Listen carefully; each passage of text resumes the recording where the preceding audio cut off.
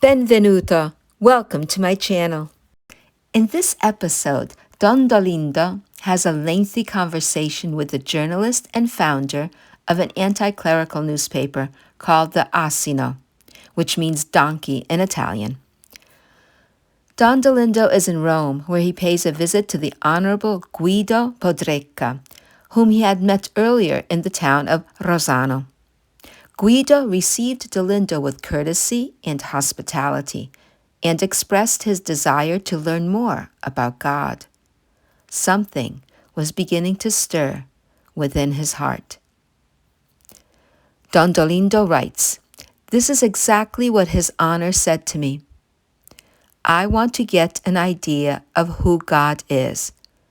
I am only able to arrive at a notion of infinity. Your Honor, God is infinity." Guido, but space is also infinite. So is space God? No, Your Honor. God is not space, but simply infinite.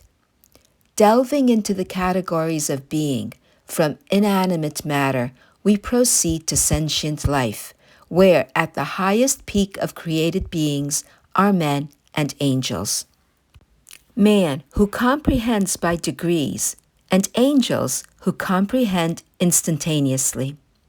Lastly, we arrive at the highest and uncreated being, God Himself. It is an axiom whose terms of existence are within its very nature, whose reason for being is its own essence, immutable like an axiom itself. God is the axiom for existence. It is necessary to love Him to get to know Him. It is necessary to get to know Him without, however, attempting to fit Him into our own concepts and notions. Knowledge of God cannot be acquired by arrogant investigation, as if His infinite majesty could be scrutinized by our pitiful means. God is to be loved by us, and it is by loving Him that we are granted knowledge of Him. Guido, it sickens me to see babies in cradles dying from tuberculosis. Evils like this cause me to deny the existence of God. I answered, God created every being and everything as an outpouring of His goodness, and this goodness is manifested in His creation. We are equipped for a perfection much greater than we can comprehend.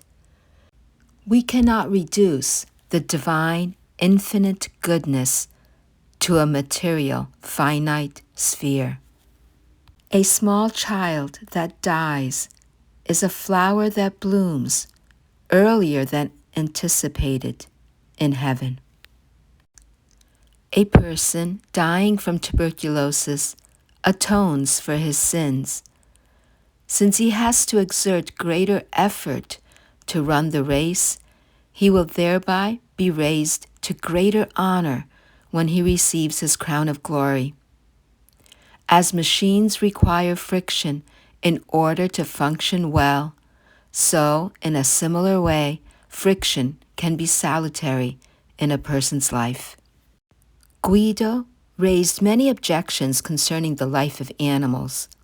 It caused him pain that we ate animals and that they too suffered much.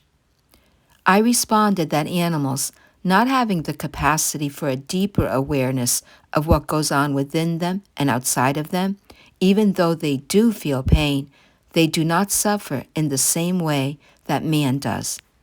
When man feeds on the flesh of animals, those animals that he consumes enter into him and are, in a sense, ennobled, for by entering man they become part of a superior nature. This contributes to the providential harmony of creation in a biological, earthly sense. Man is an immense source of power. The actions of his soul are exceedingly potent. The disorders in man's psyche seemingly can affect animals so that they may also begin to exhibit signs of disorder. Perhaps it was for this very reason that in the great flood many animals perished along with humans. We should not examine the many mysteries of life and creation with a haughty attitude. While it is true that there is nothing we are forbidden to study, we must do so with humility of heart and mind. When viewing a vast landscape, it is impossible to notice everything all at once. Yet it is precisely this unattainability that gives such a beautiful scene its sublimity. So it is with the panoramic landscapes of life itself. Before the sublime mystery of the human person, one must be silent, and, with humble recognition of one's own smallness and insignificance, give praise to the Creator. I said many other things that I now don't recall. The Honorable Guido Podreka was greatly impressed and suggested that I write a book on all that I had shared with him. And he offered to publish it immediately at his own expense. I declined the offer, naturally, and upon taking my leave, wished him abundant light and a great change of life. He did, in fact, begin to change. He stopped his anti-clerical campaign and withdrew as director of the irreverent newspaper he had founded and used to print countless blasphemous and sacrilegious articles. On the 30th of April, 1923, he died unexpectedly in New York City. Did the Lord have mercy on him? I truly hope so, and keep him in my prayers. So ends this chapter in Don Dolindo's life. He was always willing to dialogue with anyone and everyone, giving of himself in friendship, kindness, and compassion. Arrivederci till next time. Gesù, pensaci tu. Jesus, you take over. Take care of everything.